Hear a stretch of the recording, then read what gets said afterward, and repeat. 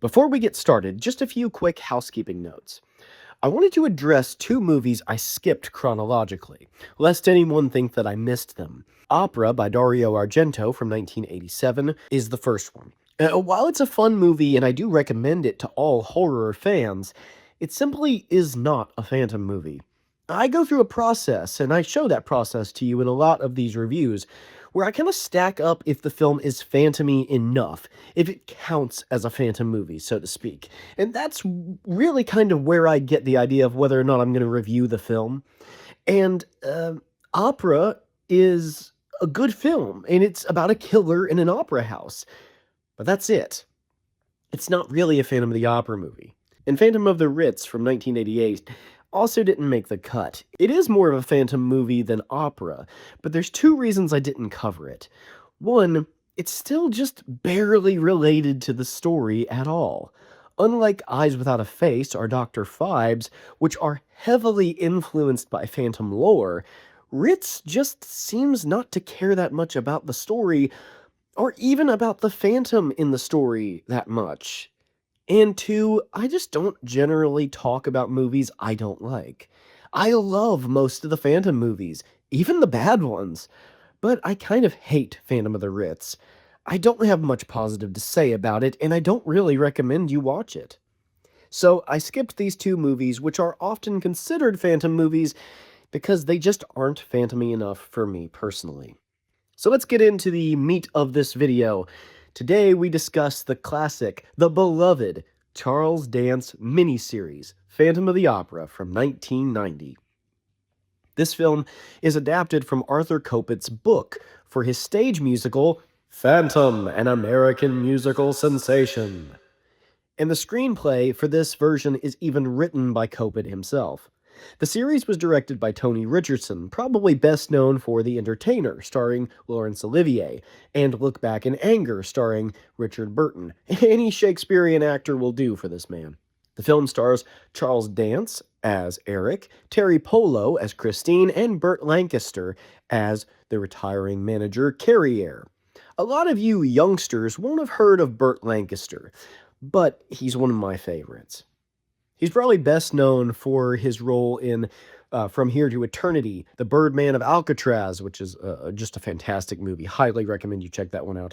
The Swimmer, and I don't know, a million other things. I mean, the man he had a pretty prolific career. Teri Polo may be more familiar to you. She played Pamela Martha Fokker in the Meet the Parents films, Helen Santos in The West Wing, and Officer Steph Adams Foster in the Freeform series The Fosters, which is one of my sister's favorite shows. Charles Dance, on the other hand, most of you will know.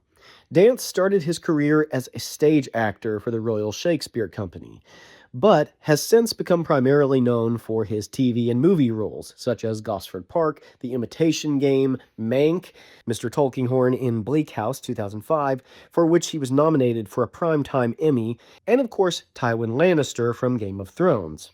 Before you ask, no, I've never watched all of Game of Thrones. But for me, Charles Dance will always be the Phantom first and foremost. This was my introduction to him as an actor when I first saw this show in high school, and I absolutely fell in love with this version of Phantom.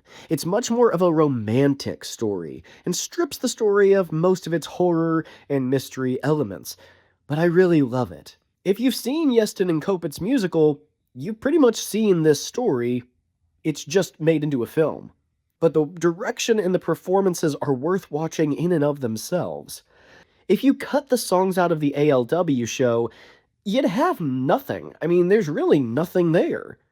But the Kopit script is brilliant even without the songs.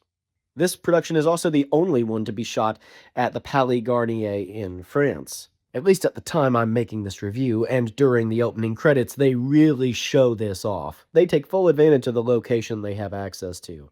The new manager, Coletti, takes over for Carriere and basically dismisses him. You've done a wonderful job. What's happened?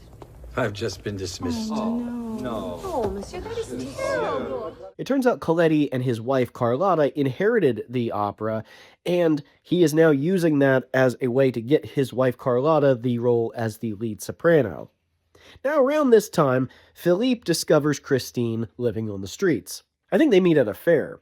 She's dirt poor. And I like how clearly Philippe is depicted as a playboy, even before you see him. He basically gets all these beautiful women jobs so that he can fool around with them. It's kind of awful, but at the same time, when you actually meet him, Raul is kind of an endearing character, and so I don't know. It's almost kind of funny to me that he's doing this. Especially because all the women are perfectly happy with him playing them all around and sleeping with all of them. I mean, they just don't seem to have a problem with with anything about his character, which is just super weird. The only one they feel threatened by is Christine, and that's because he has actual feelings for her. Are all of you his friends? That's him. This him? Carriere tries to warn Coletti of how volatile the Phantom is in a wonderfully creepy and suspenseful scene. I don't believe in ghosts. After this, Eric speaks directly to Carriere, and we find out that he's friends with the Phantom. What is going on? Is he dead?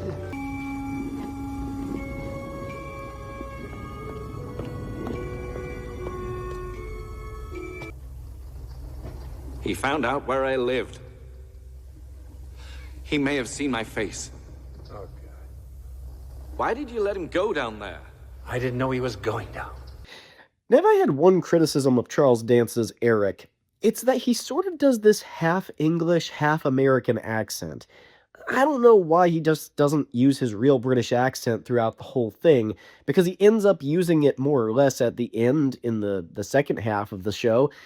And, yeah, there's some things that he says that are just kind of silly sounding in that American-ish accent. My God. The place really is haunted. What is that? The new star. She can't sing. Well, obviously she doesn't know that. Well, someone should tell her. Well, somebody should tell her. Ooh, I love me a sassy Phantom. Christine does not get the singing lessons that Philippe promised her, but she is allowed to work at the opera after Coletti sees that the Vicomte de Charny is her patron. And during this scene, we get to see more of the wonderful Carlotta character. Darling, my darling. This lovely young girl would like singing lessons. What can we do? Nothing. Look at how she stands. Look at what she's wearing. Where did you grow up? On a farm? The world of opera has nothing to do with farm life. Why are you asking me this? Because she has a patron who is powerful. Uh-huh. There's only one way to learn to sing. Observe singers. So a kindly doorman named Jean-Claude gives Christine a place to sleep because, again, she's homeless. Once she's settled in, Christine begins to sing to herself, and Eric overhears it. This scene where he watches her from Box 5 is a lovely little scene, and it also inspired the scene in my film where Eric tells Christine that he will give her singing lessons. I'm a friend, as well as an admirer. Mademoiselle, last night I heard you singing. I know you thought you were alone, but you were not. Allow me to be your guide, and I sincerely hope that you will. I must insist that I remain anonymous, which is why I'm wearing this mask. Carlotta makes her grand debut, and we get one of the many little pranks that Eric plays on her. I really love how playful Dance's Phantom is, because he doesn't like killing unless it's sort of a last resort. He even kills Joseph Bouquet in this version completely by accident. He tends to have more of a sense of fun about his ghostly behavior. After this disastrous debut, Eric directly speaks to Coletti and Carlotta. I like how direct he is in this version. Although I'm a sucker for the letters being given to the managers, I like that there's a certain point where he's like, okay, Let me just make this as clear as possible for you guys. Now, a fun little reference to the 1925 original is Coletti gets help from Inspector Ledoux. Yes, that's right, Inspector Ledoux, the guy that the Persian was kind of pseudo-morphed into in the title cards of the silent film. What a fun little reference.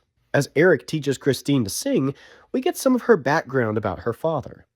The gods smiled when they imagined you, Christine, dying. God, I wish my father were alive. Was he a musician? Oh, a great one. He would play and I would sing. He took me here once, you know. It's his dream that I would sing here one day.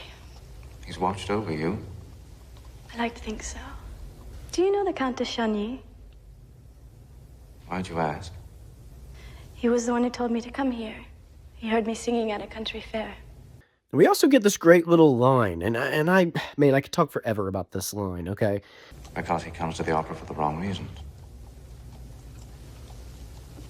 He comes for the beauty of faces rather than the beauty of music. This shows Eric's true feelings. It allows Christine to get a hint about what he's hoping for out of their relationship.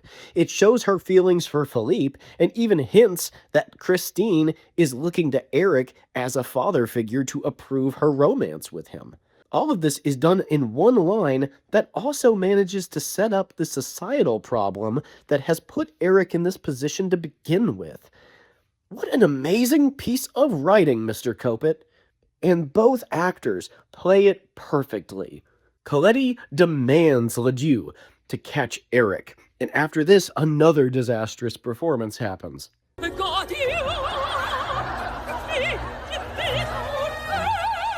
Again, I just love the playfulness of this phantom. He isn't trying to hurt Carlotta, at least not to begin with, and he just wants to embarrass her. I think he knows that, to her, this is kind of worse than killing her. Same with Coletti, whom he pulls a little trick on immediately after this, with the body of Joseph Bouquet. I like this little prank, especially because Carlotta thinks that Joseph quit, and never saw the letter saying that he was missing.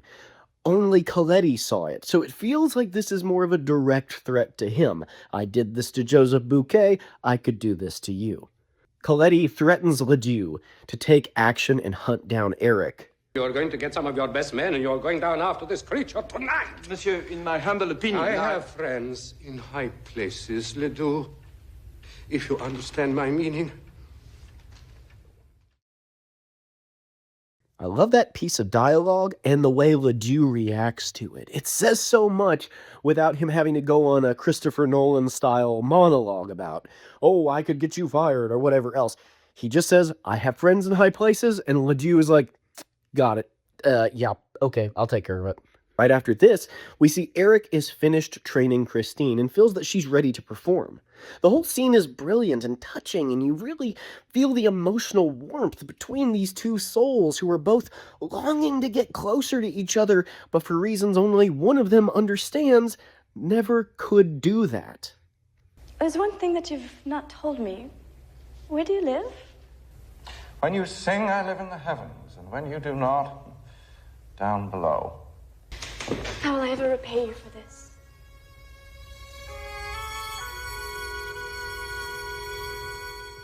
Next, we are finally introduced to Phipe. Yeah, we don't meet the Raoul character until halfway through the first episode. They really hold him back and give the Phantom and Christine some time to get to know each other.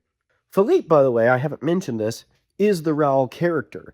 He doesn't have a brother named Raoul. They didn't swap the names around. No, they just changed Raoul into Phipe for absolutely no discernible reason, and Raoul is eliminated from the story. So for the rest of the story, I will be calling him Phipe because that is his name, but understand he is the romantic interest in this one. He is probably the biggest fop you will ever see. A lot of people think of Raoul as being very foppy, sort of like the Patrick Wilson version in the 2004 film, and I think this might have been the movie that kind of established that idea. Even the musical intro to this scene seems to be saying, oh, it's this guy. And I'm joking, of course. I actually really like Raoul in this version, even though he doesn't seem to know his real name. Don't worry, buddy. I know you're really Raoul underneath that pseudonym. And I like how Philippe keeps telling other people about his falling in love with Christine and how she's different to the other girls he's played around on.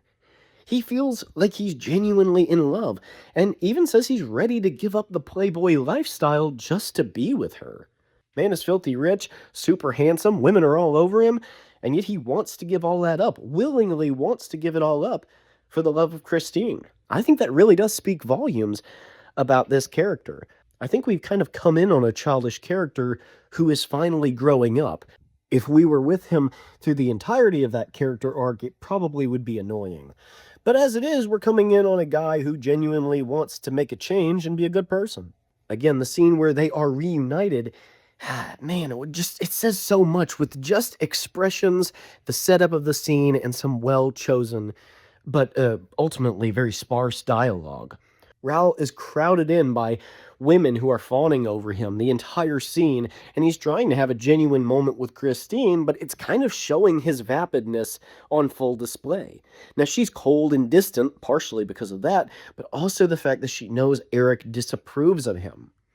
The scene seems to just be reiterating that earlier line about how Philippe only comes to the opera for the beautiful faces, not for the beauty of music. Even as he claims to know a lot about opera because he's there a lot.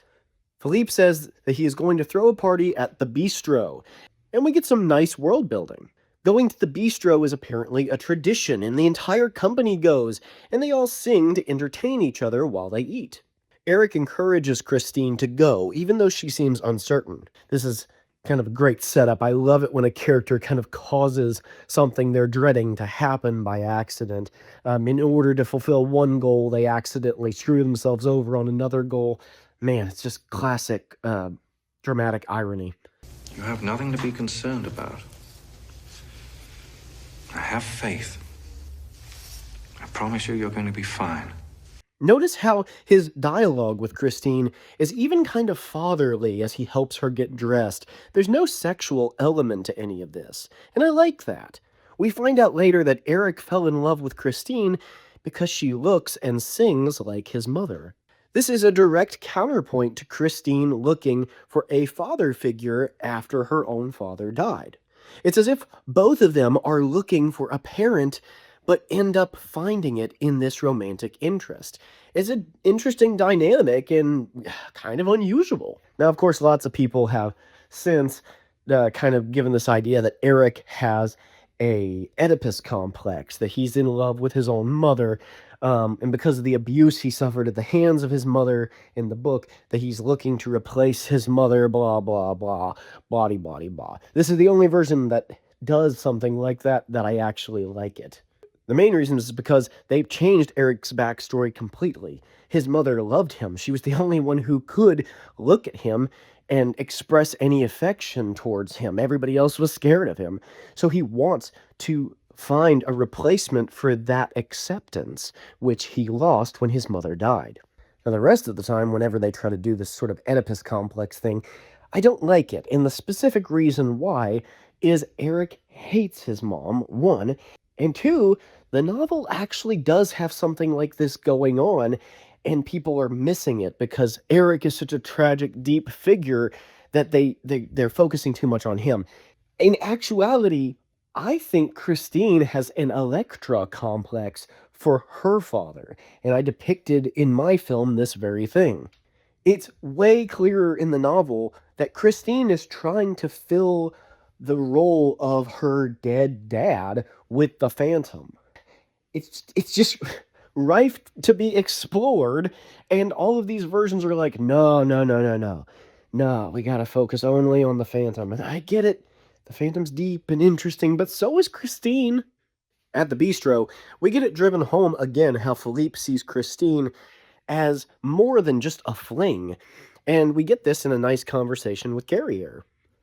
I like how Philippe knows that this sounds bad to everybody else. It even sounds childish and silly. He's saying, like, no, really, she's different than the others. And he seems kind of self-aware that it sounds like that. But at the same time, he stands by it. He says the truth. He won't back down. And it does take some bravery to say something like that when you know nobody's going to take you seriously. Phipe even tries to talk Carlotta into giving Christine singing lessons so that he can keep his word to her. While they're all at the bistro, Christine sings, and everybody's impressed. Carlotta is immediately jealous and jumps up to try to upstage Christine, but Christine totally shows her up. It's a great scene.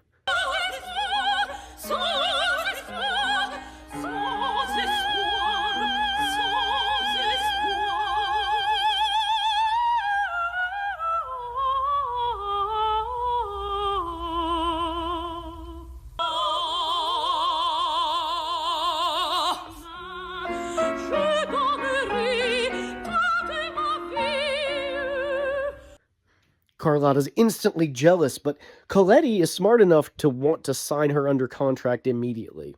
Now, Carrier thinks that Christine's voice sounds familiar to him. I wonder why. Maybe we'll find out. She leaves with Phipe, and the two of them have a romantic night together on a boat. And we even get the backstory of how Phipe and Christine were in puppy love as kids and never forgot each other. It's a lot like the scarf scene in the book, and yeah, they don't have the scarf scene itself, but all of the elements of that romance are still there. They were ultimately separated by Philippe's, mother? Grandmother? Maiden aunt? They were separated by someone in Philippe's immediate family. Near the end of their romantic evening, Christine realizes that she blew off Eric and goes back to the rehearsal hall to find it empty. Immediately, she regrets this date with Phipe because it may have cost her her relationship with Eric. Carlotta found Christine's makeshift room and goes to confront her. Fantastic tonight. Thank you.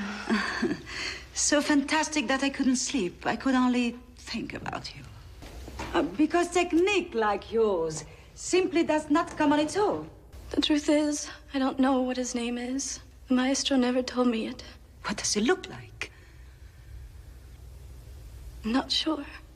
Dear, I'm afraid I don't understand. He wears a mask. Now this leads to my favorite Carlotta moment in the film. I know who their teacher is. Which is then immediately followed by my favorite moment with Coletti. I know it's late, but I have a very exciting plan for you. Only don't tell my wife.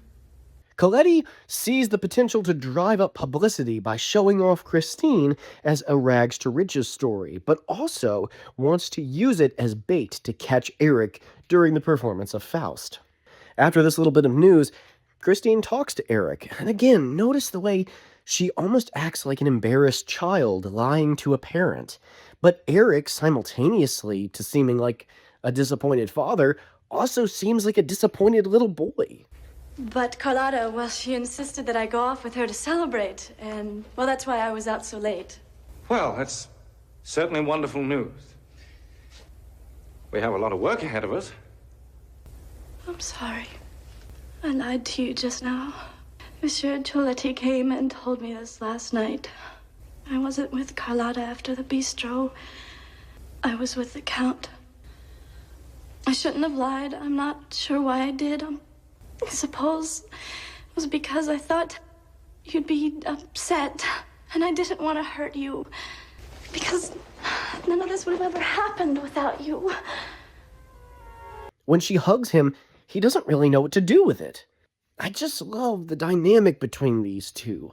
They're both old enough to be talking about all this as adults, and yet there's so much angst between them. There's so much that they just cannot bring themselves to say, and it causes so much trouble for both of them. Gosh, I just love both of these two characters. I love their dynamic. I just love this movie. In the last 10 minutes of episode 1, Carlotta tricks Christine into drinking this stuff that will effectively ruin her voice for the night. In a fit of rage, Eric blasts through the police lineup and the actors alike. He cuts down the chandelier with a sword in the most exciting chandelier fall in any Phantom movie ever.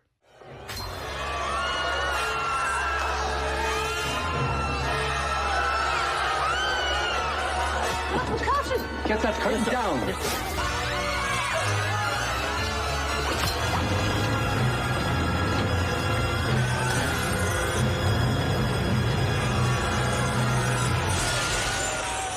Now, before we continue, I just want to sum up my thoughts on episode 1. The overall romantic, light tone of this episode is just brilliant. It's by far the most fun adaptation, and by far the most light-hearted. Every character is lovable, and although it clocks in at a slow 1 hour and 30 minutes for just half the movie, and does take its time, it's never dull. You really feel the world live and breathe, and I love when a filmmaker has the confidence to just relax into a story without feeling like they have to jangle keys in front of your face the whole time. Carlotta is probably my favorite Carlotta ever. Coletti is fun. You never hate him by any means. You get where he's coming from, and he is amusing. Phipe is goofy and foppy, but he's genuine, and he really cares for Christine. Teri Polo's Christine is vulnerable and innocent, very much like the book's childish, naive Christine, but never ditzy or dumb.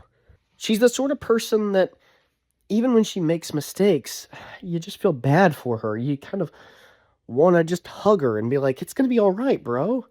Charles Dance... Okay, side note, I think he's the only ginger Phantom.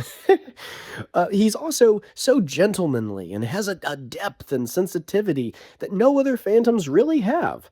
I think part of that is because you spend much longer with him than any other Phantom.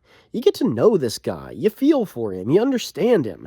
He's very internal, and he doesn't act like an emo sissy the way some Phantoms do. The Garnier Opera House is on full display, and it's gorgeous, just like in real life.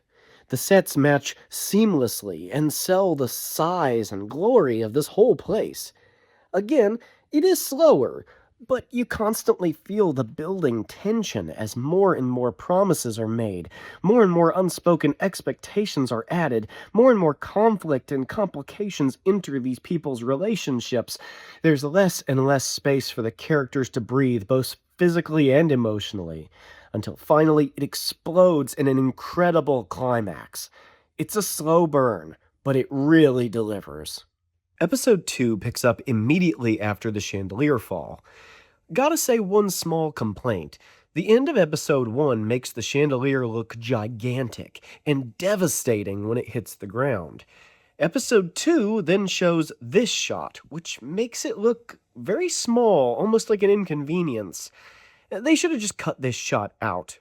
Now Eric abducts Christine, and this is, funny enough, one of the most accurate, timeline-wise, to the book.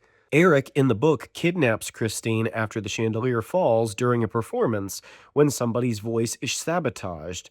The events are switched around, different characters do those things, and the motivations are different, but it's almost like the beginning of the book was kind of stretched out into that whole first episode. I think it's just interesting the way they structured it. Eric takes Christine through a mirror in the dressing room. It's not as dramatic as the novel, but it's there. The chandelier aftermath is pretty gruesome, too, all things considered. They didn't have to focus on this carnage, but they did, and I kind of appreciate it. Eric takes Christine to his lair, and this is my favorite journey to the lair ever. Every film adapts this sequence slightly differently. Now, it's simpler than the journey in the Chaney version, but it's very effective. It really feels like you're entering another realm. Of course, Orpheus in the Underworld inspired Leroux when he wrote the book, and you kind of get that feeling of like entering an underworld, another reality. The Phantom's lair in the book is also described as a house sitting on the lake, and this is the only version that I think really gets that across. It even has windows that look out onto the lake, like as a seaside view. Eric puts Christine in bed and sings to her, making him the only singing Phantom in a non-musical that I can think of. But again, this is a very book-accurate moment, because Eric in the book did sing. It's funny how this show departs completely from the book, but it has a lot of moments in it that are intriguingly similar, almost like little homages. Now, there's a very creepy and atmospheric scene where two policemen are killed after Ledoux sends them down into the vaults after Eric. Eric explores Christine's dressing room sometime after this and finds the cup. He surmises what happened and decides to go punish Carlotta in an extremely fitting way. I have something for I do hope it's to your liking. Rats for a rat. This is kind of my proof of concept that the Dario Argento version could in fact cause somebody to go crazy. Christine discovers what she thinks is a portrait of her that Eric has painted, in a nice dress, and she puts the dress on. Now, of course, we find out later that this is actually a portrait of his mother, and she's now wearing Eric's mother's dress. There's also this odd little moment where we see Eric's doll from his childhood tucked into a crib. Christine lifts it to see its head was pulled off at some point in the past. The layer in this version is my favorite ever. It's so whimsical. It's dark, but whimsical.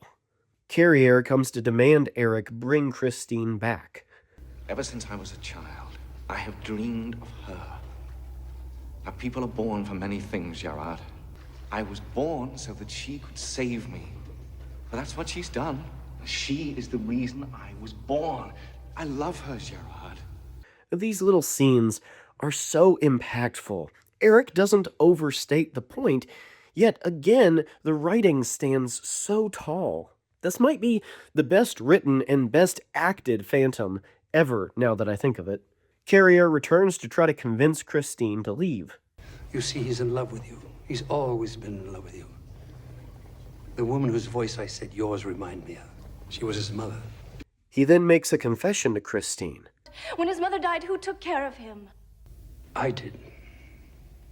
I'm his father. His mother was the most perfectly exquisite woman I'd ever seen. Now we have a flashback of young Carrier and Eric's mother. This is one of the most romantic little scenes I've ever watched. I mean, it's like a little silent movie love story. To everyone's astonishment, most of all mine, we soon became lovers. Why me? I mean, she could have had anyone. Carrier describes how he heard Eric's mother sing and thought she was the most extraordinary thing he'd ever heard, and he convinced her to sing publicly. Well, she becomes famous, but then she becomes pregnant. She comes to Carrier and asks him to marry her, but he refuses because the truth is, he's already married. She tries to drown herself and eventually ends up impoverished and living on the streets, ruined by Carrier's refusal in a society that has no patience for unwed mothers. She attempts to poison herself, I think. It's not entirely clear. I think what she's doing is trying to kill herself and the baby. Maybe a sort of mercy killing, rather than allowing the baby to be born a bastard in a world that will treat him just as cruelly as it treated her. The drink, instead of killing them, brings on the contractions and she has the baby. The hardest part for me was realizing she saw nothing ugly in this child at all. To her, he was beauty itself. I love how Christine looks almost triumphant here. Like, yeah, it's a little acknowledgement that there is some good in this story. It's that kind of seed planted in her mind that, yeah, somebody who really loves him can look at his face. Oh, this scene. It's wonderfully sad and honestly kind of unsettling. Eric takes Christine through a forest that he has planted down in the vaults. Yet it seems to be in some sort of crevice where natural light can get in. The trees are most likely artificial, and they're surrounded by stuffed animals. Now to Eric, this is all very charming and fun. Obviously he's used to playing pretend. But Christine is kind of wigged out because of all these dead animals feigning life, and the fact that this whole thing just seems weird, and she just doesn't know what to say, and you can tell she's not really getting the playfulness that Eric intends for her to get. To her, this is just another part of his fractured psyche, and to be fair, it probably is. Now, in the stage musical, this scene is played very different. Eric has a big theatrical backdrop from the opera that depicts a forest. And Christine just kind of goes along with it more favorably because she's seeing how play-acted the nature of all this is. This, however, feels more confused and creepy, and there's a real sadness to the fact that he had time to do all this. Now we get my favorite unmasking of all time. You have asked, I'm afraid, the only thing in my power that I cannot grant. I have seen your eyes, and I know your heart. Why not let me know your face as well? Christine convinces him to take the mask off himself. Now again, Charles Dance's performance as the Phantom is just wonderfully complex. It's amazing how he swings back and forth between the fierce and merciless ghost to the hopeless romantic to the psychologically scarred and damaged little boy that he is deep down, without it ever feeling like acting. He's just such a brilliant, singularly brilliant talent. And I specifically love how he acts when she says this line. I ask nothing that has not already been done.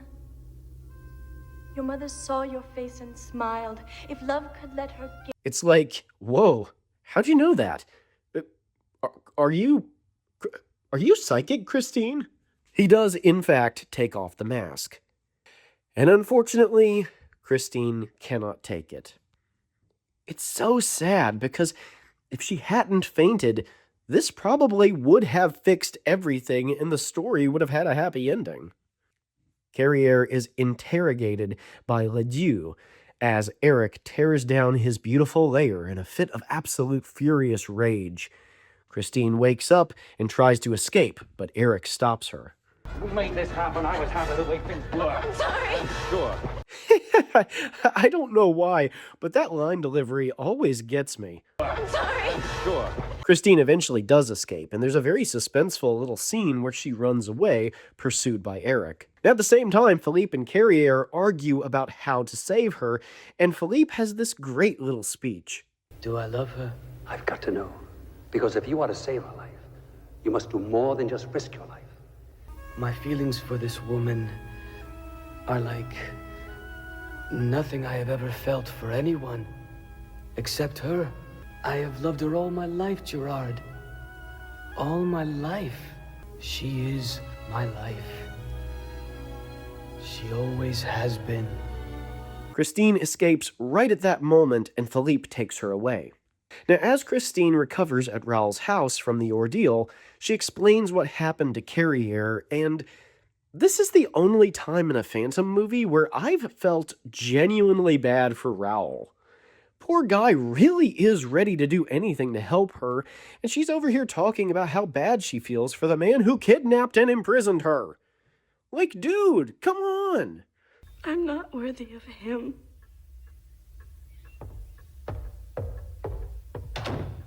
So Christine decides that since leaving him like this will kill him, she can't just leave Eric. She has to go back and make amends by singing for him one more time. Carriere goes down to visit the broken-hearted Phantom one last time, and we get this, oh gosh, this absolutely heart-rending scene. Thank you for everything you've done for me. She didn't mean to hurt you. I know that. Did you know my mother well? Yes. She thought your face was absolutely and flawlessly beautiful. What did you think of it? I thought it could be better. I'm your father. I wondered when you'd say. You see, my eyes are the only parts of my face I can look at in a mirror without wishing to break the glass. But they're not her eyes, they're yours. Father. Yes.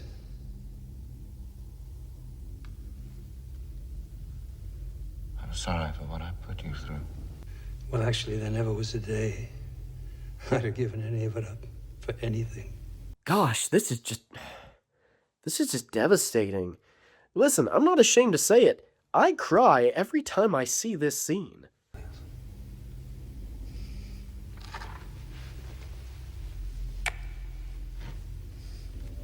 And make it deep, with no markings. There will be an inevitable curiosity. You will not end up on display. So Christine sings as Margarita in Faust, and Eric listens, at first down in the basement, but near the end of the show, he comes up to watch. In Box 5, Eric comes out into the light for the first time during a performance, and starts singing with Christine in the final trio. Love you.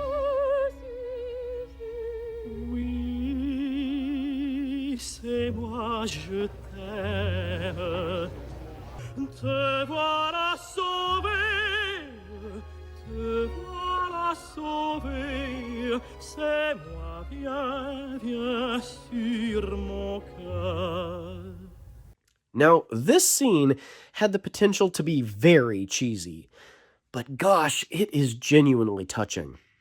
Christine is in tears the whole time, glad to know that Eric has forgiven her and got what he wanted. He got to hear her sing once more.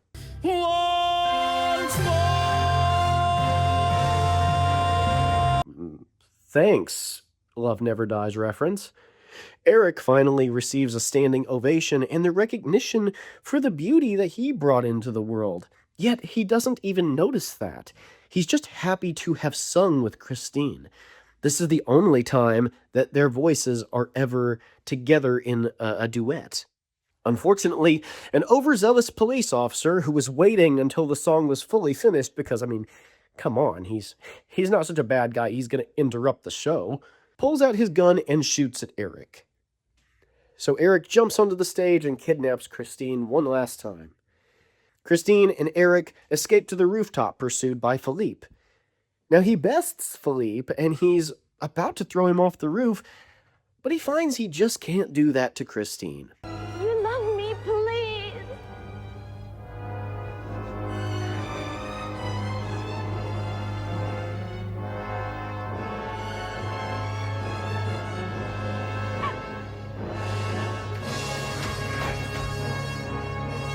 If there is one thing I'll say against Christine in this version, it's that she pulls the "if you love me" card one too many times. But whatever. Eric redeems himself by realizing that he's not such a villain deep down. He's a good guy, and given the option to off his worst enemy, he still chooses mercy. It shows how Eric is actually not as cruel as people have been to him, that there's still some goodness left in him deep down. Nice touch, guys. Eric is surrounded by police, and Ledoux announces, I want to take him alive! Eric knows he will be paraded like a freak on a leash if they take him, and Carrier knows the same. So to keep his promise never to allow Eric to end up on display, he does the only thing he can. He shoots his own son.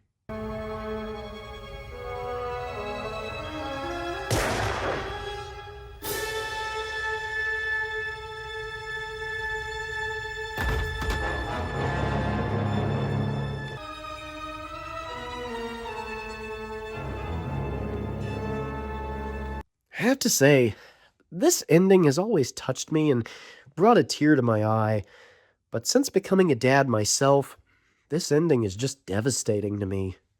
The image of Carrier cradling his baby boy as he dies, loving him despite everything he's done, it really gets me.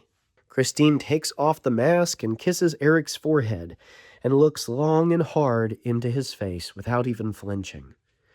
Finally, having been loved despite his face and fully embraced by the woman he loved, in the arms of his father, Eric dies. I don't know, guys, maybe I'm just a big softie, but this ending is the most emotional one for me of the Phantom movies. I feel genuinely sad for all parties involved and genuinely sad that the story is over every time I watch it. But hey, maybe that's just more reason to watch it again. This is my favorite Phantom movie, excluding the Chaney film, and that's why I gave it a longer video. Of all of them, it may do the least cinematically in terms of filmic grammar or cool shots or unusual editing, but it tells the story in such a simple way. Tony Richardson allowed the beautiful sets and locations to speak for themselves. They edited the series in a way that gives all the performances time to breathe, and it feels like real people having real discussions. The subtext and the dialogue is brilliantly written. It's just, in my opinion, the best Phantom movie. Never has been topped in my mind. Yes, it departs from the novel just like all the other films, but there's something really tender in how it's been adapted, and the little references to past Phantom properties that I think shows just how much this phantom cared about the subject matter. It's a perfect little series, and one of my favorite series of all time. If you haven't watched it, it's freely available right here on YouTube, so give it some love and enjoy your time with Gerard, Eric, and Christine. Oh, and Phipe too. Thanks everybody for watching. God bless you, and I will see you in the next one.